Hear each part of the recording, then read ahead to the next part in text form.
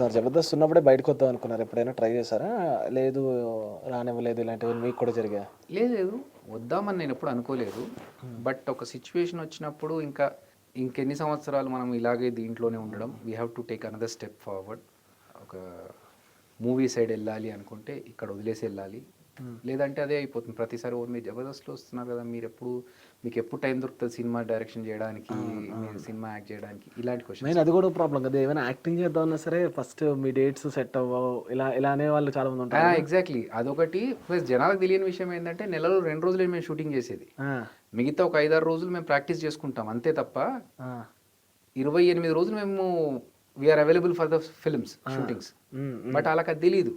ఓ ప్రతి గురువారం జబర్దస్త్ షూటింగ్ జరుగుతుంది, అంతకుముందు వీళ్ళు ప్రాక్టీస్ చేసుకుంటారు, మళ్ళీ నెక్స్ట్ గురువారం కల్లా ప్రిపేర్ అవుతూ ఉంటారు. ఇది అనుకునేవాళ్ళు జనాలు. అండ్ చాలామందికి ఏంటంటే ఇప్పుడు ఏదైనా ఇమోషనల్ సీన్ ఉంది అనుకోండి, ఒక సీరియస్ సీన్ ఉంది, జబర్దస్త్ వాళ్ళని పెట్టుకుంటే వాళ్ళు కామెడీ కదా, జనాలు వీళ్ళని కామెడీగా చూస్తారేమో అనేది ఒక భయం ఉండింది. బట్ దాన్ని బ్రేక్ చేస్తూ కూడా మా టీం నుంచి చాలామంది బయటకు వచ్చి మంచి మంచి క్యారెక్టర్స్ చేశారు. అండ్ ఐ థింక్ ఎవరైతే బాగా నవ్వించగలుగుతారో వాళ్ళు ఎవరిని ఎలాంటి ఇమోషన్స్ అయినా పండించగలుగుతారు అనేది ఐ బిలీవ్. మొన్న బ్రహ్మానందం గారు రంగమార్తాండలో చేసిన పర్ఫార్మెన్స్ అదిరిపోయింది.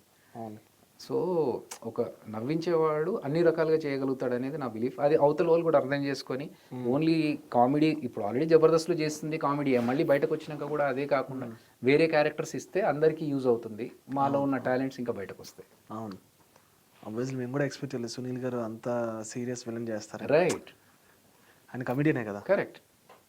సో ఉంది స్కోప్. అంటే నవ్వించే వాళ్ళు ఎప్పుడైనా ఇంకా మంచి పర్ఫార్మెన్సెస్ ఇవ్వాలి.